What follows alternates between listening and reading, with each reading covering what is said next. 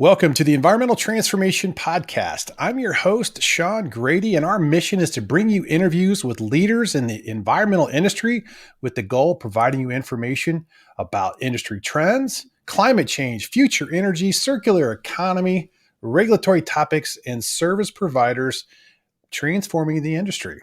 And today's guest is Pete Pearson. He's the Senior Director of Food Loss and Waste at the World Wildlife Fund and the WWF. So, Pete, how you doing? Welcome to the show. Thank you very much. Glad to be here. Awesome. Well, I'm glad you decided to come on the show. Lots to cover on food waste and all those great topics. I mean, there's so much to cover. So, before we jump in, can you tell the listeners a little bit about yourself and how you ended up at the WWF? Yeah, happy to. Again, thanks for having me on. So, I've been at World Wildlife Fund for about 6 years. Okay. And prior to that, I worked for a large grocery chain, did some sustainability consulting. And so I'd say over the last 10 or 12 years, I've been really involved in this whole idea of like sustainable business, regenerative agriculture, even more so like what does a future food system look like on a planet of 9 to 10 billion people? And I mean, trying to solve the quandary of a sustainable food system, basically, is what I've been focused on.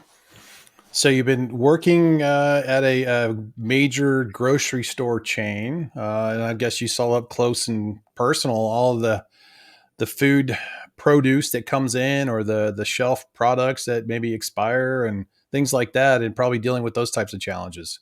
Oh yeah, for sure. When I first started working in sustainability, I was actually tasked with helping the grocery chain at the time develop a zero waste program. And you can imagine, you got 2,000 grocery stores all across the country, right?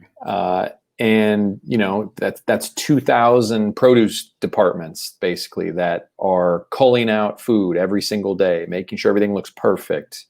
A whole center store that has to look perfect. Every department, the bakery, the meat department, the seafood department, right?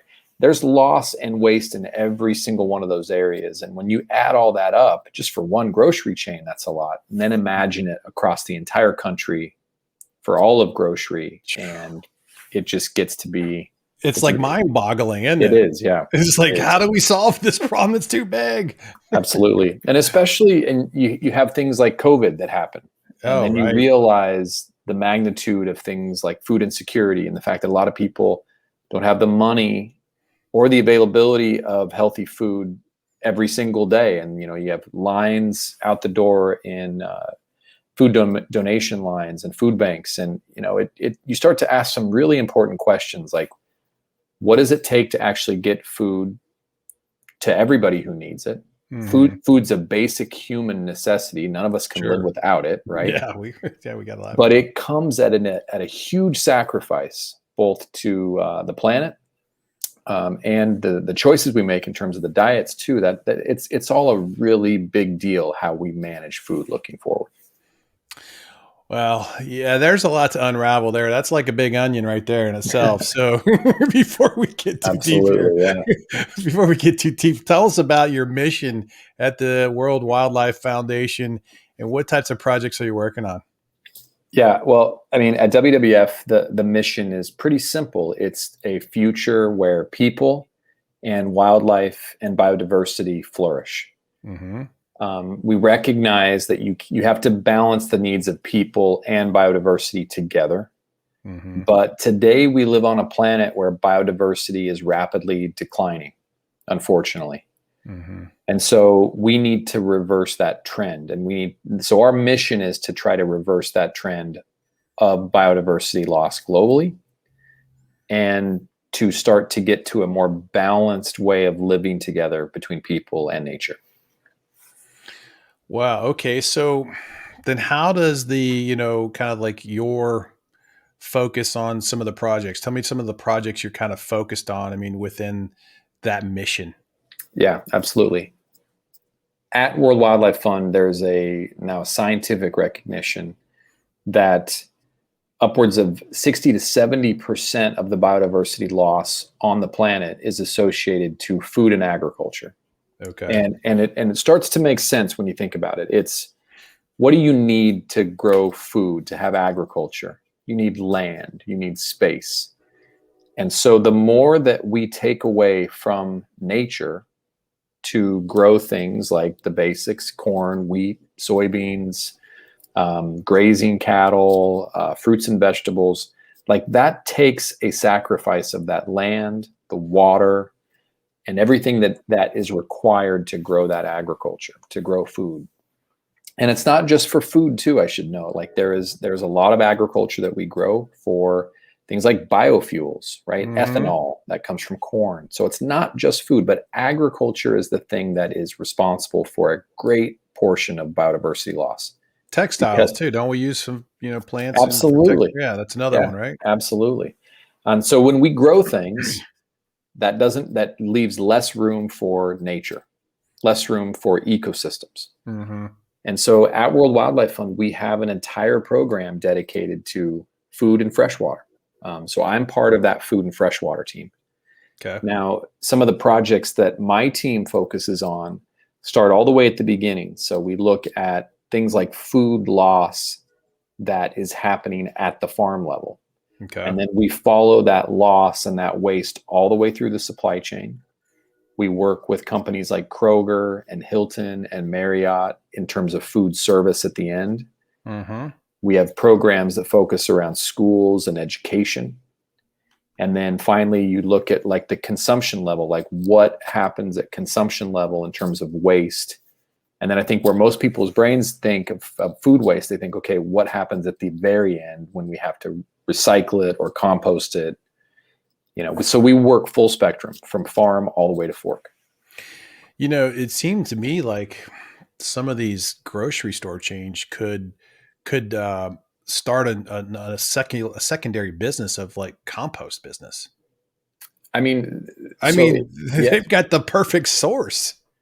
what I think we're starting to realize is that the food waste that's being generated should not even be termed waste.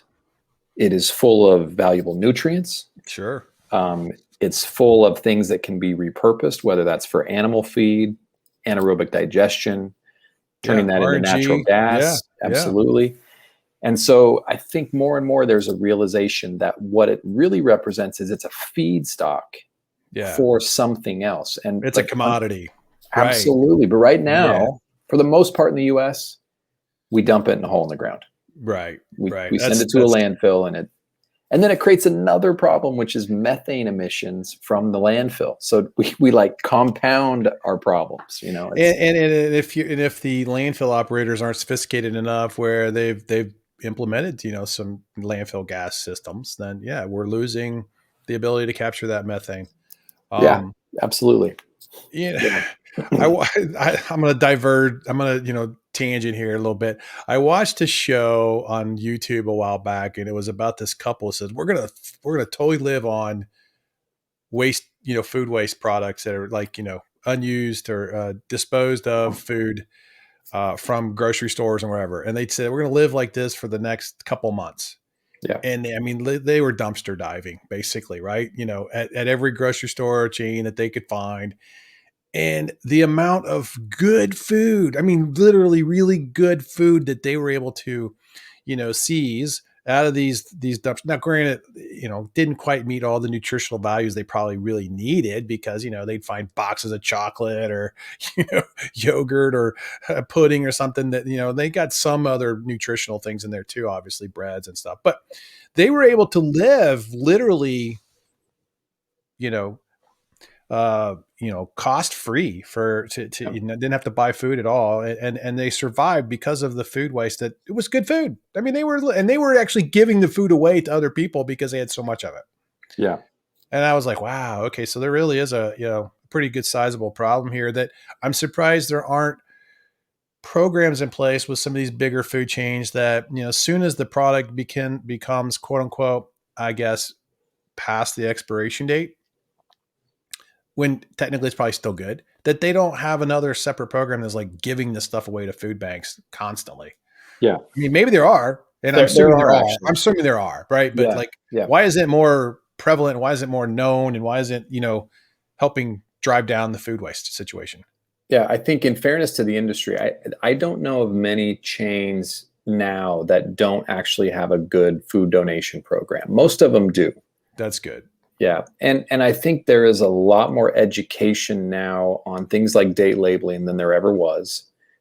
It's a pretty small minority group of foods that if you look at the expiration date, that there's actually a food safety concern that if you eat that after what that date is, you're going to get Hmm. sick. The Yeah. majority of foods, you're probably going to be fine, right? There's not going to be a health or a safety concern for the majority of foods. It's just it's a quality Small. Yeah, it's a date. quality thing. Yeah, Maybe it's might not as taste a fresh, little but sour, not as fresh. yeah, Yeah, exactly. yeah. But a lot of the grocery chains now, they have those food donation programs.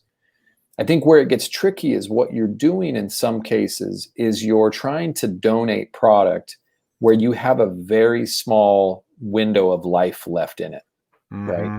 And so then the urgency becomes how do you get that to a donation or to somebody in need in time before it expires? And so what you could be doing in a lot of donation programs is just pushing your waste further down to somebody else, and you want to make sure that what you're able to donate actually can go to people in need and be edible, Yeah, or else right. you're just moving waste somewhere Yeah. different along the supply chain. Yeah. Yeah, that makes sense. That makes sense. And we touched you kind of briefly touched on it earlier, but the whole pandemic, I think, woke a lot of people up to the supply chain concerns Yeah. about food. I know for my wife and I, we had planned back in mid to late 2019 to do a real nice garden in Hmm. 2020. And we built garden boxes and, for raised beds and planned a whole vegetable setup and some flowers and everything. And we had already planned all this. We were already growing plants, and all of a sudden the pandemic hits, right? And, it's like, holy cow, we realized that we don't need the food, the supply chain. We got our own food. This is kind of cool, and people, I think, start really growing their own vegetables and produce at their own home. And they realize, hey, if I can do this myself, I'm not relying on the food, the food chain there. And I guess it kind of gets me to this question about, we talked about the food insecurity because people were so dependent upon getting to the store. They didn't feel like they could get to the store, or the food wasn't there because people with COVID weren't even producing it, things like that. It was a problem. Talk about, the difference between food insecurity and food deprivation. Well, I mean, in terms of definitions, food deprivation is like the absence of food. It's So you're like, actually being deprived of it. yeah, we're starving, right? We just don't Right. have the food. We're, Yeah. we're hungry, right? We're always constantly hungry, right? Yeah, like physically not having food to eat. I mean, I don't work within the food insecurity world. That's like Feeding America and the food banks. But what I do know about that world is that this is really about the economics of how people can afford food or not. And so food insecurity often is about what people can afford and what type of access they have to food. People living in food deserts where there isn't a grocery store within a 50 miles. reasonable, yeah, I Yeah. mean, and no place to go to with public transit, right? Or just purely not having the money to pay for food in a grocery store. That's the essence, like that's the foundation of food, being food insecure. Right. Right. Um, Well, and so to well, solve the problem of food insecurity, it's really more about like, how do you get people making better incomes so that they can afford food? Um, and so what we do in terms of donation and, trying to find how do you get edible food to people in need, that's more of like this gap solution that we try to yeah. fill. But Yeah. it's not really solving the solution of food insecurity. Yeah, but it does seem to be, like you said, that outlet where the food that's going to waste could go to the people that are feeling the food insecurity if there was an outlet for that material to get to them, so they wouldn't have that insecurity because they can get a good product, good food at, for free or such a reduced cost that, it makes it affordable and they're not, in that insecure state all the time. Absolutely. I mean, I view this as like connected networks of food distribution and how Mm-hmm. you intelligently start to move food through these distribution networks with the intention up front that we should grow food to feed people. And we should be, and this is where World Wildlife Fund's kind of theory of change, or like what the mission is let's try to more perfectly match food production, what we farm and what we produce in terms of food, with food consumption. When we do that, then we make the best use of all the resources that go into foods production. And I'm talking water, sunshine, labor, Yeah. All the fertilizers, resources. soil, Yeah. like all those embedded resources that go into production. We want to make the best use of those because that's ultimately a major sacrifice on the planet, right? And we see that every day with the sacrifice of nature and biodiversity. So when we waste that food at the end of that, then we're squandering all those resources that went into foods production. Right. No, absolutely. It totally makes.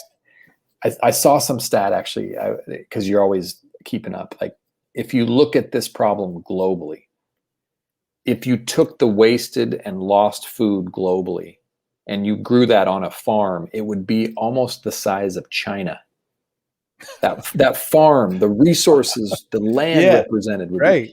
And there's, these stats, there's no perfect statistics that they can prove that perfectly, but you get an idea of like the magnitude of the How resources big. Well, that go into food production. Well, like how bad is the problem of food waste in the U.S. or around the world? How bad are we talking about? I mean, because I don't think people are thinking like this is one area of a resource consumption or a waste product in society that is, it's kind of flying under the radar. Like a lot of times most people are thinking like normal trash or recyclable single-use plastics.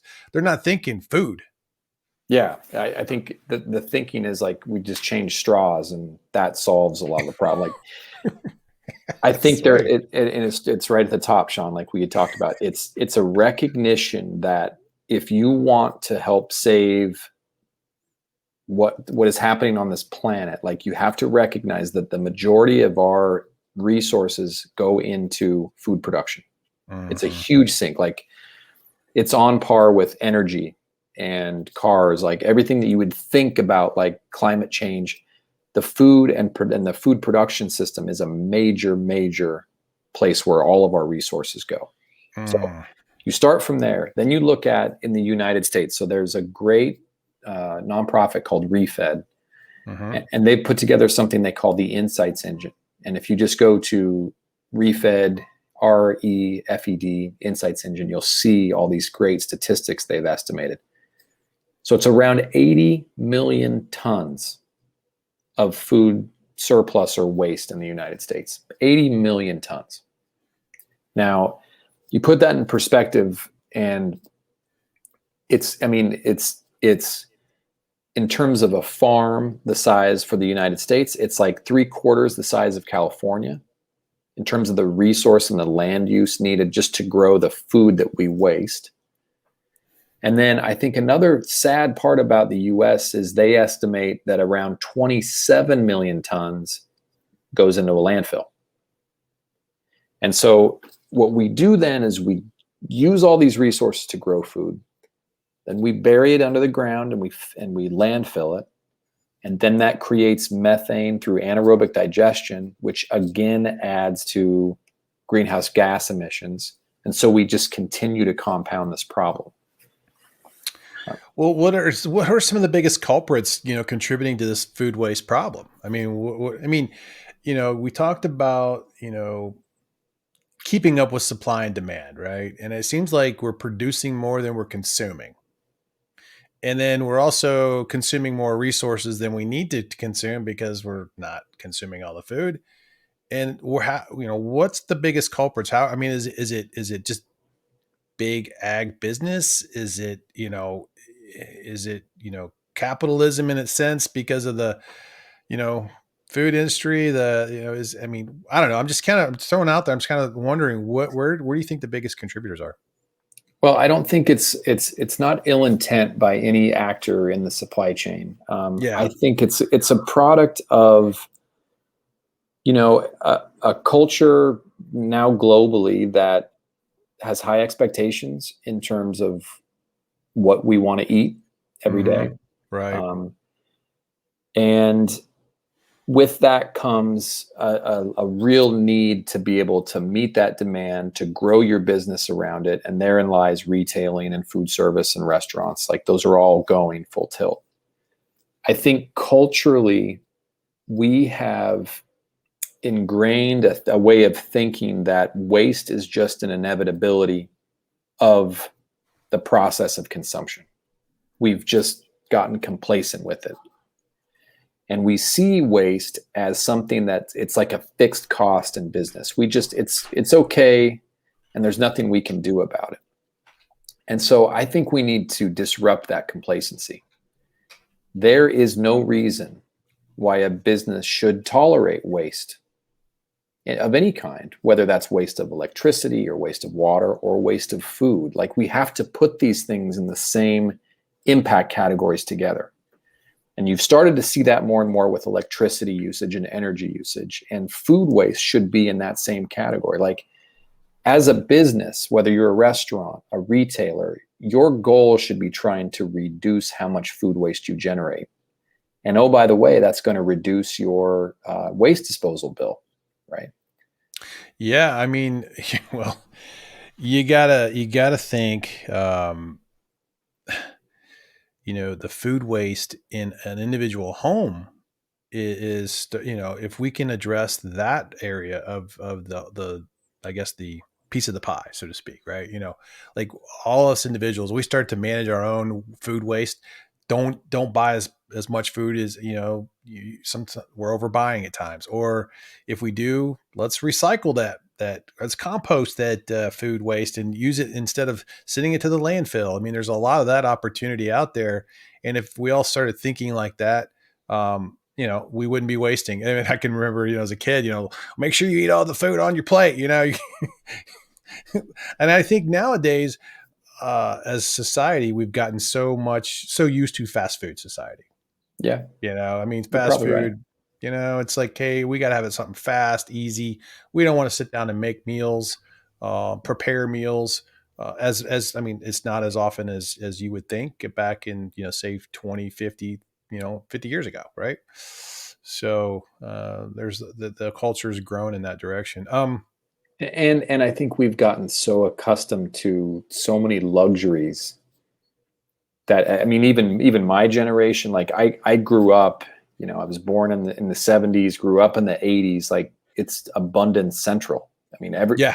we never had issues. And I like to just personally, and because I can see the science and the numbers around it, the first thing you have to do is recognize animal proteins, dairy products, seafood. These are the commodities, these are the food items that carry the biggest environmental impact. And without question, these are the things that we should not squander, we should not waste, we should appreciate to the Yeah. highest level, to the point Right. where culturally it should be taboo to waste these items. If you're chucking a whole salmon fillet, I mean, there should be a little bit of guilt with that. Yeah. Like, You're man, I like, can't do yeah. that. It's not Right. good. No. Or like Yeah. a whole thing of hamburger. Like, I mean, there's No. so Yeah. much embedded resources that go into that production that we just can't have waste in those categories, period. Period. I But was there is reading. always going to be inevitable waste. That's, you have to Well, figure. yeah, I mean, yeah, there's going to be some portion of the material of the waste we buy, or I mean the food we buy that will be wasted at some point. I mean, it can't completely, but we could definitely take a lot out of the waste stream, by composting a ton of that stuff, but not everyone's in a position to do that. But at the same time, I think regulations are starting to come out where curbside organic recycling is going to be a normal, facet of taking the trash out. You're going to have your own little compost box, and that's going to go out, and that's going to reduce your waste. Yeah, I mean, I think every city, every town in America should have, you have your blue, your green, and your black bin. Yep. And over time, that black bin that's landfill just gets down to nothing. The rest of it the is smallest. Yeah, it'd be the smallest. Yeah. Materials like your plastics and your paper and your metals that get recycled, and then your organic material that goes to either composting, anaerobic digestion. Like, the issue there is that I don't see a way of you have to make the investment. Yeah. Infrastructure's got to be there too, right? And we're lagging in like the organic digestion type. We don't have biodigesters every city. And we don't have compost facilities in every facility, every city either, right? I mean, those facilities need to be built. But yeah, I mean, we're way behind. There's other countries you go to, and I mean, they're still in the minority, but like globally, this is something that the entire world has to invest in. And I think investing in this waste management, where you're trying to compost and get and capture those nutrients, it's got to be a global priority. I think globally, I've read that less than 2% of all the nutrients and organic materials are recovered in the waste stream globally. That's just bonkers, right? I mean, we've got to change the paradigm, and we've got to be able to spend the money to do it. Yeah. Well, I mean, again, that's why I'm thinking like some of these big, huge grocery chains could really, kind of set up a separate business or a separate line of, the separate line of business with a compost or biodigestion, let's start producing, RNG. I mean, they could have another source of revenue or fuel to fuel all their transport vehicles moving from store to store. I mean, there's the way they could circularize that whole concept if they thought about it. Yeah, they are doing it. Like, there was I think Kroger in California, they actually purchased their own anaerobic digester that they backhaul food waste to. When I went to the grocery chain I was at, we had a program where we partnered with, this was a cool one, partnered with the composter that we were sending the food waste to, and then we were turning around and selling the compost back on the shelves. So it's full circle. I mean, that's and we've got to change the thinking. Like, there is no such thing as waste. It's a man-made construct. Like, in nature, nothing is wasted. Everything is circular. We've created this idea that there's this linear. We're not linear anymore. We got to be circular minded, and now think of all these decisions with a green lens, right? Some sort of a circular green lens to the decisions and the business approaches that we take. I mean, I think that's so important. Yeah. I was reading an article that you had quoted in you were quoted in, and it said, "We must freeze the food print of agriculture, and we must end food waste." And I was like, what did you mean by freeze the food print of agriculture? Yeah. Freeze the footprint. Yeah. I mean, I'm sorry, not food. Yeah. Footprint. Sorry about that. Yeah. It's so let's say tomorrow the world decided that we're no longer going to cut down the Amazon rainforest. We're no longer going to convert northern Great Plains grasslands into corn or wheat. Mm-hmm. That we were going to halt the conversion of ecosystems and put limits on agriculture. Mm-hmm. The reality is we probably still have to expand production. We have to increase our ability to produce more. So that means we have to do that within a constrained footprint if we're going to maintain healthy ecosystems and nature and biodiversity. And so as soon as you do that, in theory, you have to become more efficient. You cannot tolerate loss and waste at all, because then you're just squandering your existing footprint and its ability to produce more. And so that's what I meant by that. Like, unfortunately, we don't live on a connected world where everybody's going to make that decision tomorrow. That's not going to happen, even though organizations like WWF want to see something like that happen. Right. So what we have to stress is that by investing in things like food waste and food loss reduction, we're making an investment that can increase potentially our production capacity on a growing and more affluent planet without having to put additional pressures on cutting down more rainforest or converting more grassland. So that's kind of what I was trying to get to with that is, you can freeze the existing footprint we have within society, within, the world of our existing food production. Mm-hmm. Don't grow it any bigger. It doesn't matter if the population expands, which is going to, right? But we still need to meet the demands of the food demand by the population within the footprint that we have, and manage that in a more effective ways. And I'm assuming technology would have to be brought in to bear to help support some of that, right? Yeah. I mean, it sounds really simple to most Americans, but one of the most effective technologies is just refrigeration. Well, okay. I mean, cold chain, like the ability to take a fish out of the ocean and keep it frozen or to keep it at low temperatures so that it doesn't spoil, right? And then to be able to move that along a supply chain and to ensure that it's not lost or wasted the entire time. Mm-hmm. And again, like on the oceans and fisheries, this is critical because we are fishing our oceans to complete depletion, basically. And for whatever reason, we still tolerate loss and waste along seafood supply chains, right?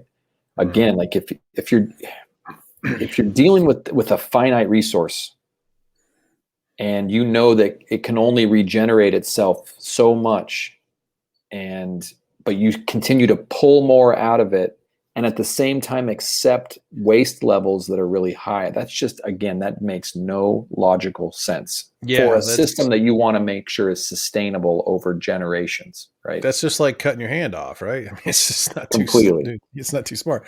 Okay, but it, again, requires investment. You got to have investment into those technologies in order to make that. I mean, okay, so what do you think about regulation? Don't you think regulation needs to come into play to help manage this in some form or fashion? Because I got a feeling you just let the free market run this is not going to work. Well, it's tough. Like, just take the issue of waste management, right? My brain is on two sides of this. One side is you can envision a future where business is working with government in a voluntary kind of pre-competitive capacity to make these investments and to make it happen. Everybody commits to doing it. It's a win-win. It's a win-win. Now, the key there is that you have to have everybody doing it and agreeing to it. And I think you also have to have them pushing the pedal down and making it happen and accelerating it. That second part is the one that's not happening as much. We are not seeing the acceleration and the adoption of the investment and also the transparency around data. And so that's when I flip over to my other part of my brain. It's like, all right, well, if we're not going to do it fast enough, maybe governments have to step in and say, okay, it's no longer legal to put food waste in the landfill. Right. And you're seeing states that are doing that, like New York, for example. New York, places like Vermont. Like, they've just said, look, businesses and homes, like, you can't put food waste in the landfill anymore. It's required that you compost it, and they make that transition instant, right? Now, there's a ton of pain along the way, right? It's not a perfect transition. No. But sometimes I think those regulatory moves that are bold end up accelerating things at the pace we need to see the acceleration happen. Yeah, because then the industries are going to respond quickly to meet the demand of the new regulation because they want to be the first in line to capitalize on those opportunities because they're going to identify the need, right? I mean, that's typically what's going to happen. I mean, so, the food waste crisis is pretty big. I mean, how do you see it contributing to, the climate crisis that we have? Because it's huge, right? I mean, I think it's totally correlating to a big component of it. It's not just fossil fuel. Yeah, I mean, in terms of greenhouse gas emissions, just if we change the way we do waste management, we see a direct eventual drop in emissions from landfills today. So I think landfills rank around third in terms of greenhouse gas emissions with the methane. So that's an immediate change that we get to see. It's not like some complicated math equation. Like, that's direct change that we get to see because we're just creating less emissions. Then if we take it further, if we start better matching our production to consumption and in effect start reducing the size of the compost pile, right, then you're in theory taking the embedded emissions and the resources and you're reducing it up front. You're reducing it because you're not even generating as much food you're waste. not consuming. Right. Now that require, some people say, well, does that mean we start producing less food? In some places, maybe. Like, in some places, maybe we do start producing less food. There's less demand for some things. But where I think it's critically important is when you look at other countries that are still developing, and I'm thinking specifically sub-Saharan Africa, right? This is a place, 5 or 6 countries, I think South Africa, and then the 5 countries to the north of South Africa. It's home to the majority of the remaining elephant populations on the planet. Dozens and dozens of national parks that are still hosting some of the last remaining really critical biodiversity. If we don't get the food system right in those areas where you have a doubling of human population and a massive increase in the food demands of that population, nature and biodiversity are going to be one of the first things to be impacted. Right? Sure. Yeah. And so that's why it's critical in places like that. The food system has to be designed with food loss and waste removed, and efficiency, and better seeds, and better irrigation, better fertilization, better production techniques. Like, all of the above have to be working correctly in those areas in order to make sure that you're not overextending the footprint of agriculture. And so, again, it's really critical in those places. Yeah. Well, I mean, in the US, obviously, we as a country, we produce so much food, product, produce that we export to feed, a lot of other countries in the world, I mean, are we overdoing our own country? We're overgrowing food in our own country. Yeah. I mean, just a question. I don't know, but and what are we doing to help other countries, develop their own ways of, growing agriculture? So that way we're not exporting. It's a question and a contemplation that, we create all the artificial boundaries of like countries, this and what, but I think hopefully we start to recognize that the planet and the ecosystems and the resources, they don't have these boundaries. And what we need to do is to better manage this as a planet. If we're going to have a prosperous future, I mean, these are the next couple generations, the next couple decades. They're going to set the pace for everything for the next 100+ years. And I think, again, it's all about how do you accelerate the change that needs to happen and get the urgency felt. Because I like to stay optimistic about this stuff. I don't want to always feel like, man, things, right. It's like, it's such a big problem. It's so hard to get your hand around it. And you got to have some wins in here, right? You got to stay positive and hey, we're making a difference. So I think that's huge here. Well, I mean, okay, I have seen personally, I mean, we talked about organic recycling for food waste, at a residential level. I mean, but I mean, obviously commercial level, there's so many benefits. So what's the challenge of getting that? I mean, we talked, maybe that did touch about it. Is this the infrastructure? But I mean, how far away do you think we are before we will start seeing that's the norm? I think we're pretty close. I think we're inside. I think in the next 5 years, you're going to see hopefully some pretty big changes. And in the US, it's going to manifest itself mainly at like state level decision making. Yeah. I think you have to recognize that in some places, it's just way cheaper to dispose of waste different ways. And so you got to compete with that. Like, you have to find ways to make the public and private sector investment. And it's going to require some public investment. There's no way around that. Yeah. It's going to take some taxpayer money and some public investment to do the right thing. Especially in places where it's so out of balance and it's so cheap just to go dump waste in a hole in the ground. Yeah. Yeah. No, So I think you'll see that in the next 5 years or so. You'll see more legislation, to your point, like saying, hey, it's just, we're not going to put food waste in the landfill anymore. Right. I hope so. I mean, because it's such a big contributor to the problem. And then, I think that with states becoming more active and bringing it to the forefront from a legislative perspective or a rulemaking perspective, that's great. But I also feel like in society today, the environmental awareness among people is as high as I've ever seen it. Yeah. Like, most people now are millennials, I think, have really brought in a huge awareness in the population, and younger Gen Zs as well. Like, hey, they care about it. Not that, Gen Xers don't care and baby boomers don't care, but they're much more attuned to it, I think, now in society, and there's a higher awareness. I totally agree. I think so. It's just a matter of making sure everybody is aware of where the biggest impacts are to focus. Right. Again, like, I think so much emphasis from the climate side has been put on energy, things like electric vehicles. Like, not everybody takes a look at their, Grubhub or their food orders every single day, and they contemplate, I wonder what the environmental impact of my food and my diet and my consumption is. It's just, yeah.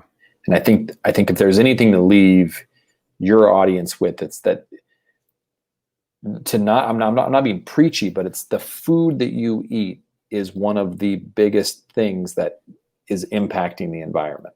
And you got to really think about what your strategy is. Me personally, I am not a vegetarian. I still eat animal proteins. But it's a recognition and almost an appreciation for food in that way, that it represents it's a big deal.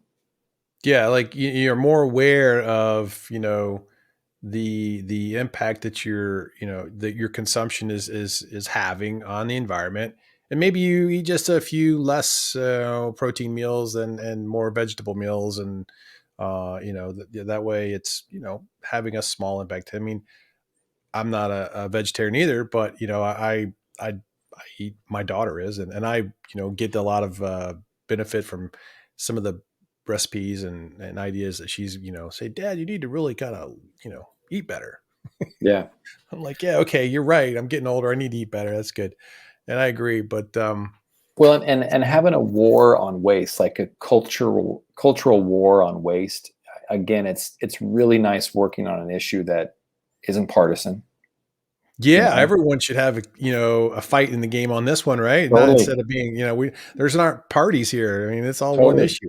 Yeah, and you get talking about things like diets, and people get really, that can be a contentious issue. But I would bet that 95% of the American population would be against waste, maybe more. And like, this is something we can rally around. Yeah, because that's nobody, a fantastic. You don't need to idea. have it, Right. No, I totally agree with you there. That's a great point. Let's have a war on waste.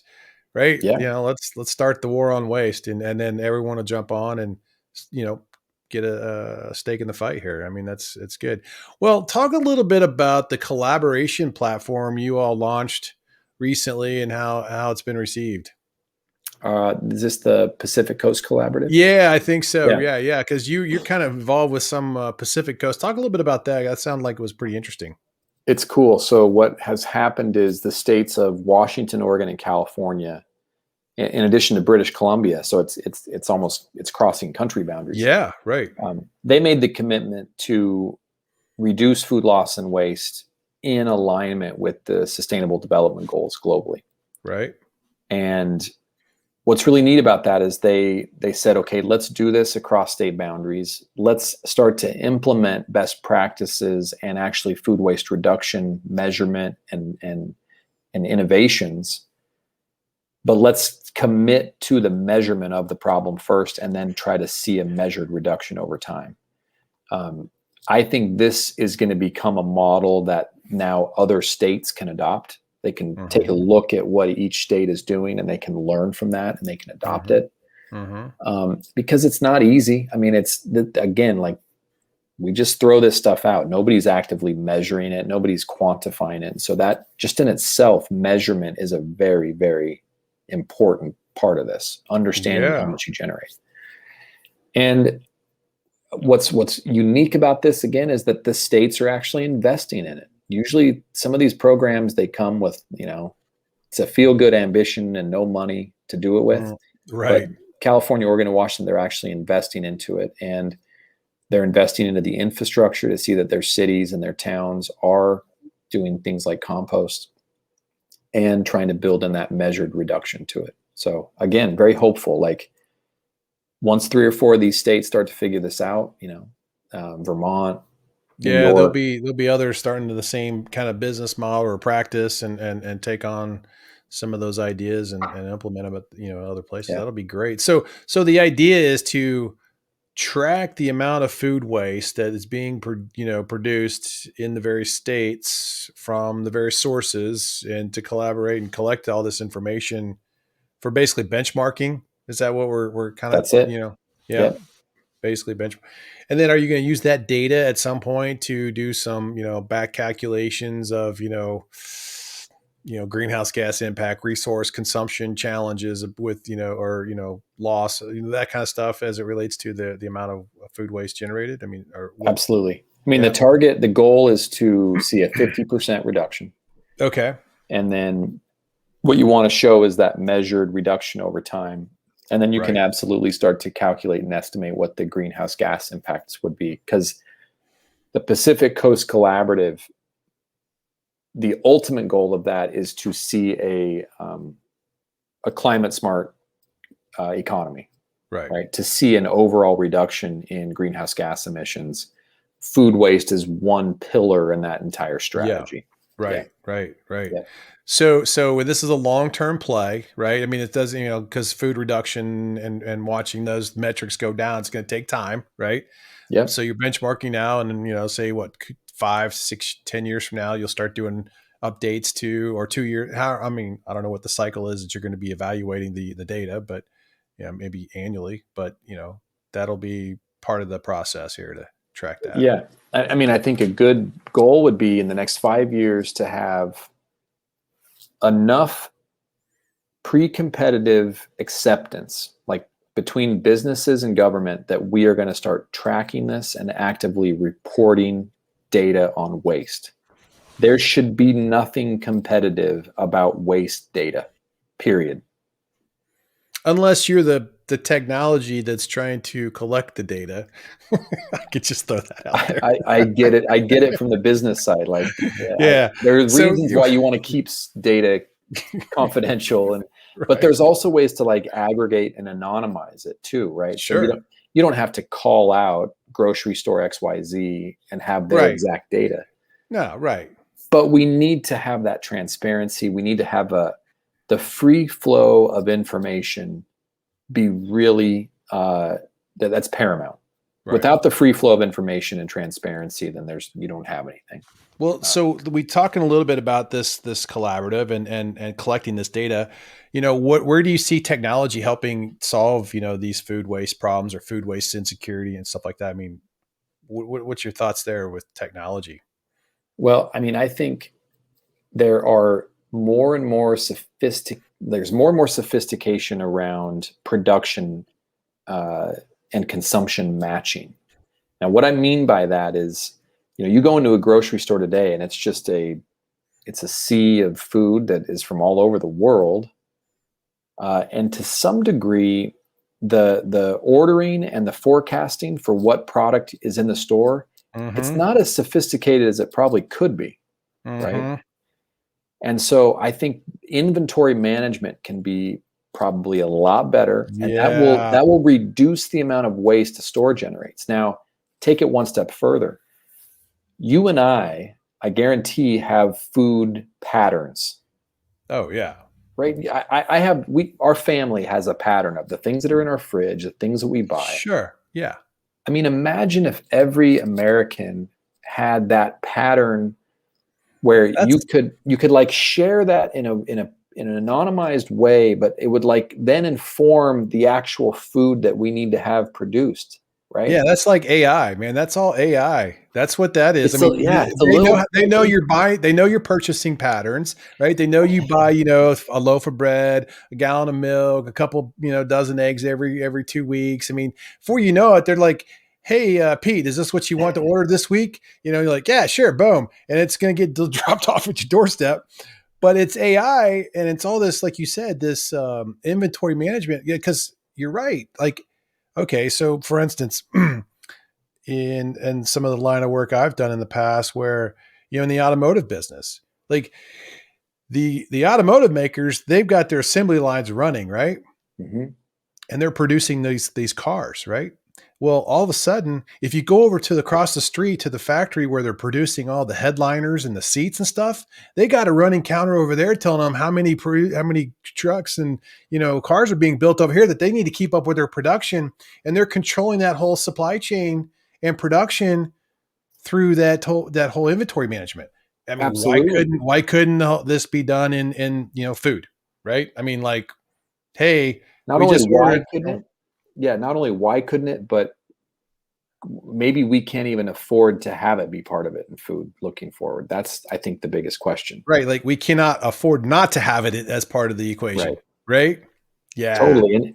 And there's a trust me, like I've read too many science fiction novels. Like there's a creepy, like Orwellian part of this, like, oh my, what Yeah. like We're gonna control your food. yeah, like it's all gonna be controlled by AI and a robot, and it just gets like helicoptered to your house and dropped off. And I get it. Like that part Yeah. creeps me out and freaks me out. But again, like we've got Well, to be more organized as a species, like as yeah, the that's the human problem. population. I think that is the cultural and the societal problem we have is our population's growing at a good clip.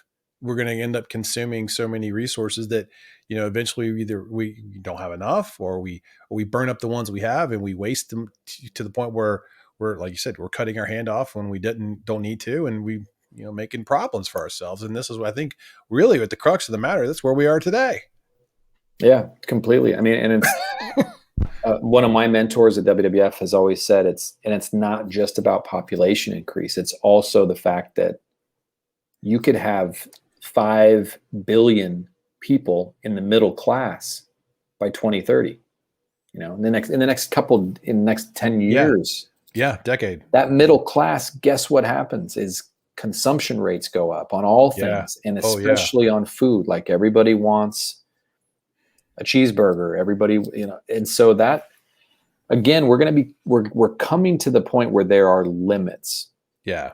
in terms of the planet's ability to regenerate resources, Yeah. and it's I, you're gonna have to manage it. It comes down to yeah, that.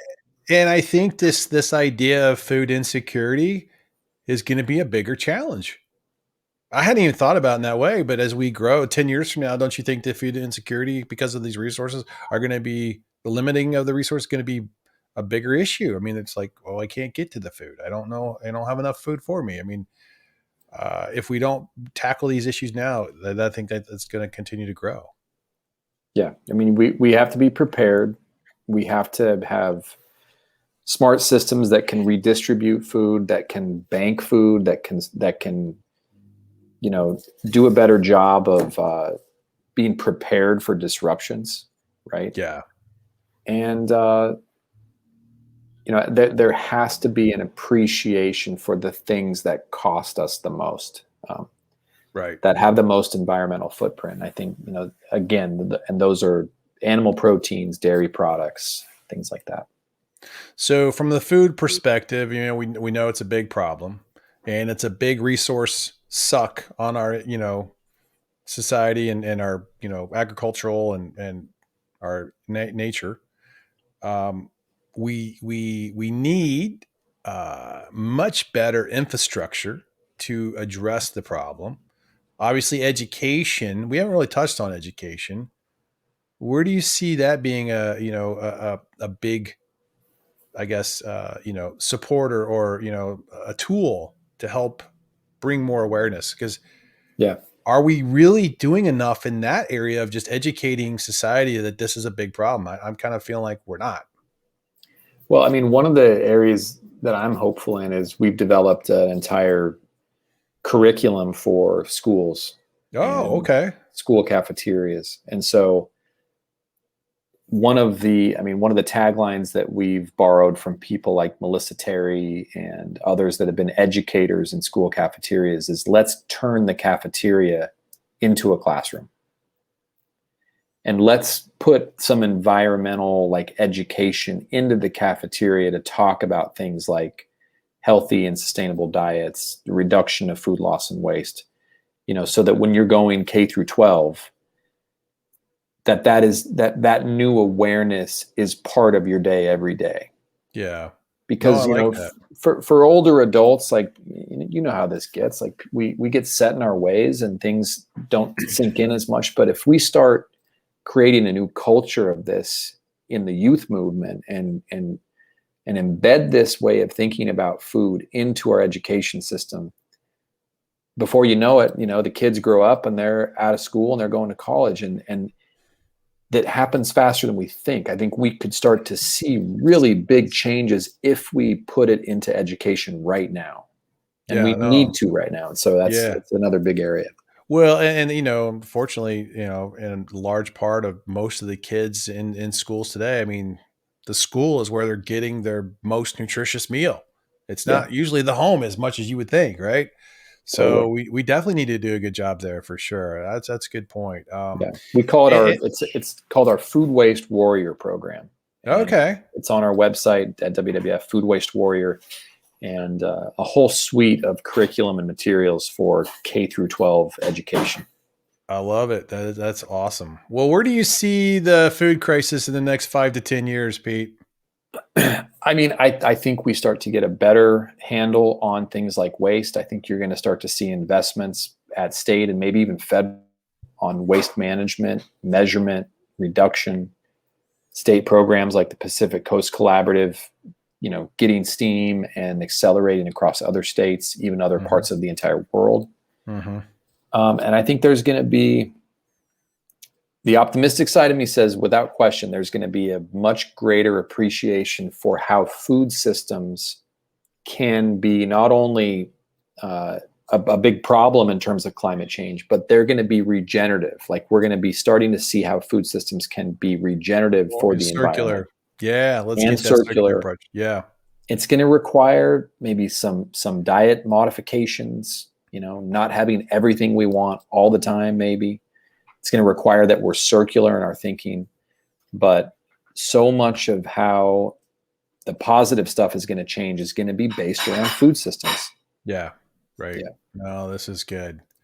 Well, Pete, hey, thank you so much for coming on to the show today. We've covered a lot of great ground here on the food waste crisis or the problem in our society, and I identified some solutions, and I know we're hopeful that we achieve some good impacts here, and I'm glad you work on that Pacific Coast Collaborative. That's a pretty cool project. Looking Yeah. forward to hearing some positive results out of that in the future, and keep doing what you're doing. And thanks for coming on the show today. I really appreciate your time.